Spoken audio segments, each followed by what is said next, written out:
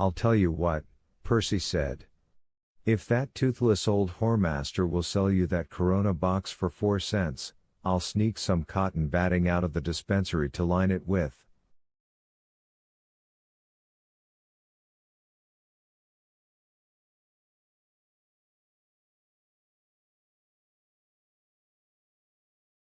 We'll make us a regular mousy Hilton, before we're through. He shifted his eyes to me.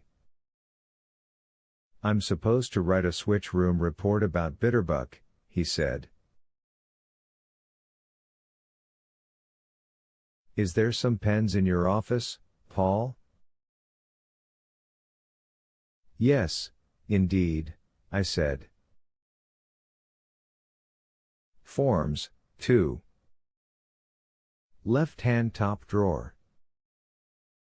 Well, that's aces, he said, and went swaggering off. Harry and I looked at each other. Is he sick, do you think? Harry asked. Maybe went to his doctor and found out he's only got 3 months to live? I told him I didn't have the slightest idea what was up. It was the truth then, and for a while after, but I found out in time.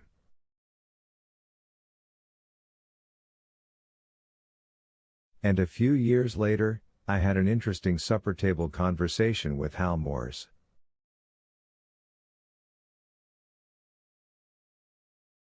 By then we could talk freely, what with him being retired and me being at the boys' correctional.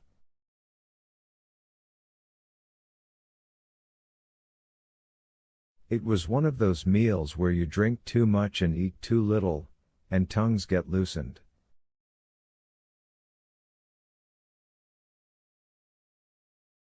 Hal told me that Percy had been in to complain about me and about life on the mile in general.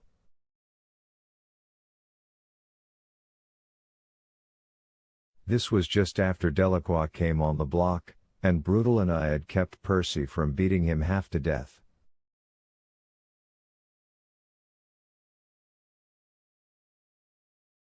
What had griped Percy the most was me telling him to get out of my sight. He didn't think a man who was related to the governor should have to put up with talk like that.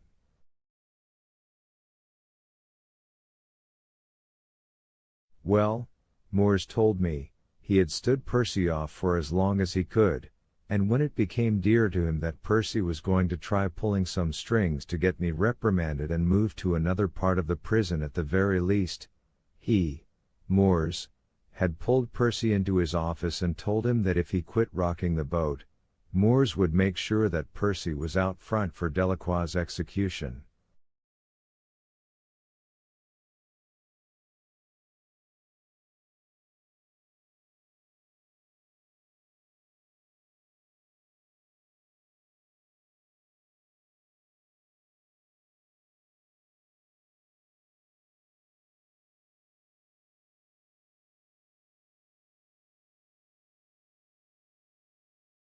That he would, in fact, be placed right beside the chair. I would be in charge, as always, but the witnesses wouldn't know that. To them it would look as if Mr. Percy Wetmore was boss of the cotillion.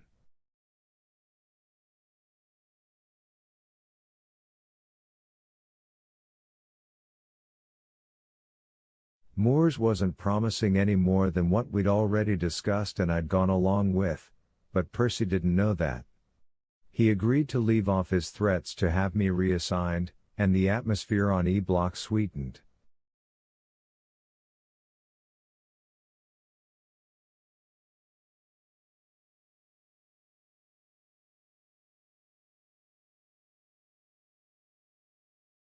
He had even agreed that Delacroix could keep Percy's old nemesis as a pet. It's amazing how some men can change, Given the right incentive, in Percy's case, all Warden Moores had to offer was the chance to take a bald little Frenchman's life.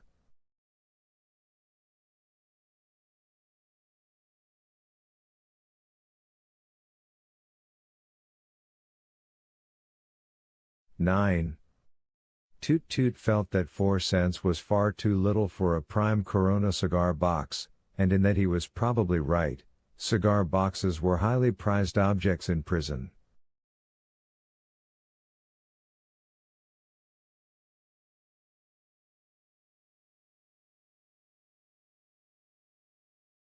A 1,000 different small items could be stored in them.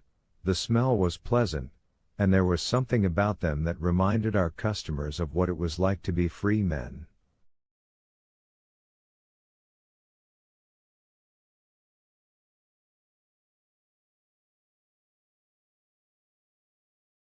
Because cigarettes were permitted in prison but cigars were not, I imagine.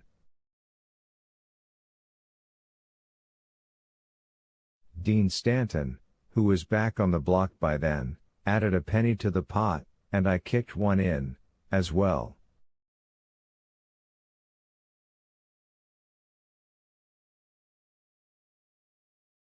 When Toot still proved reluctant, Brutal went to work on him, first telling him he ought to be ashamed of himself for behaving like such a cheapskate, then promising him that he, Brutus Howell, would personally put that Corona box back in Toot's hands the day after Delacroix's execution.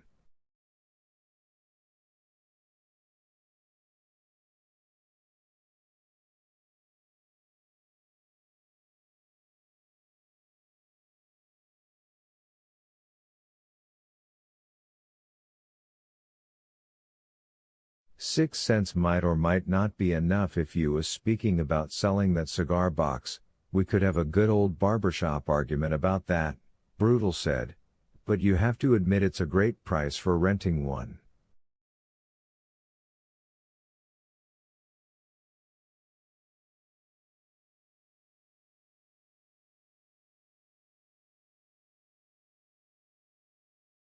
He's gonna walk the mile in a month, 6 weeks at the very outside.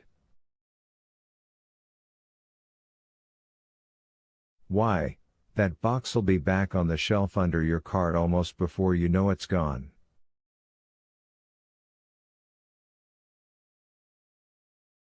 He could get a soft-hearted judge to give him a stay and still be here to sing.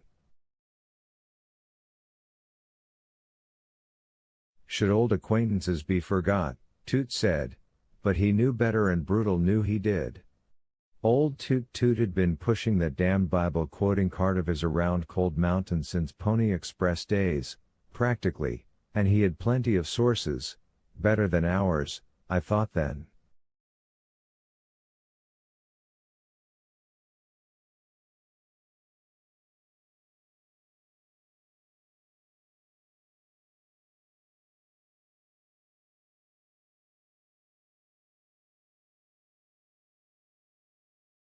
He knew Delacroix was fresh out of soft-hearted judges.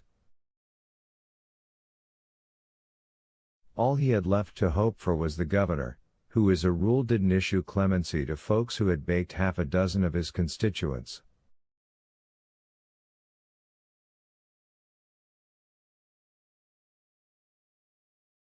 Even if he don't get a stay, that mouse'd be shitting in that box until October, maybe even Thanksgiving, Toot argued, but Brutal could see he was weakening.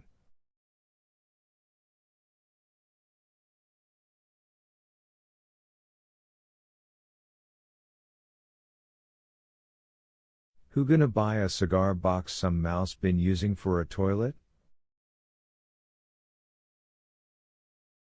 Oh geez Louise, Brutal said. That's the numbest thing I've ever heard you say, Toot.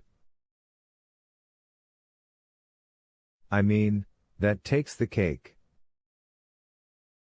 First, Delacroix will keep the box clean enough to eat a church dinner out of, the way he loves that mouse, he'd lick it clean if that's what it took.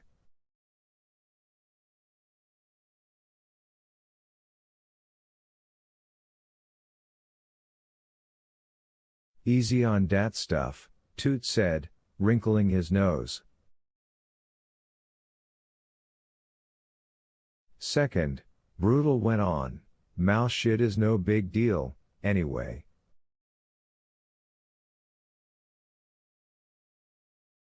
It's just hard little pellets, looks like birdshot.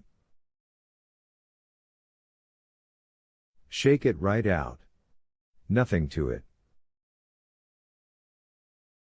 Old Toot knew better than to carry his protest any further. He'd been on the yard long enough to understand when he could afford to face into the breeze and when he'd do better to bend in the hurricane.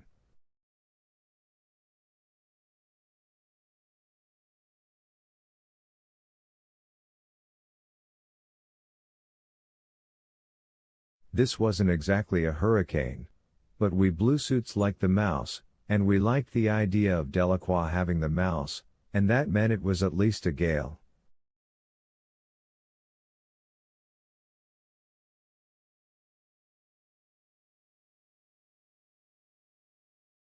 So Delacroix got his box, and Percy was as good as his word. 2 days later the bottom was lined with soft pads of cotton batting from the dispensary.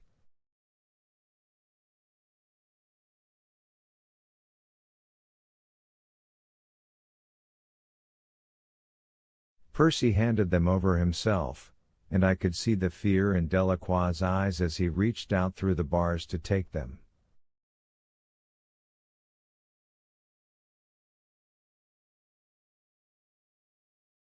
He was afraid Percy would grab his hand and break his fingers.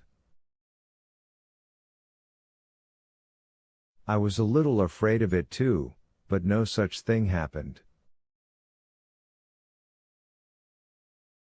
That was the closest I ever came to liking Percy, but even then it was hard to mistake the look of cool amusement in his eyes.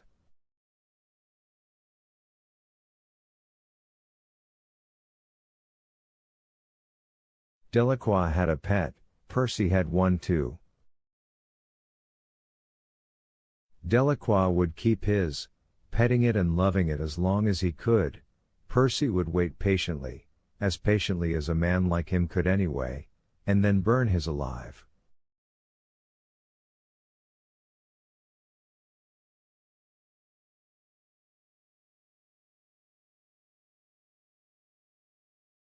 Mousy Hilton, open for business, Harry said.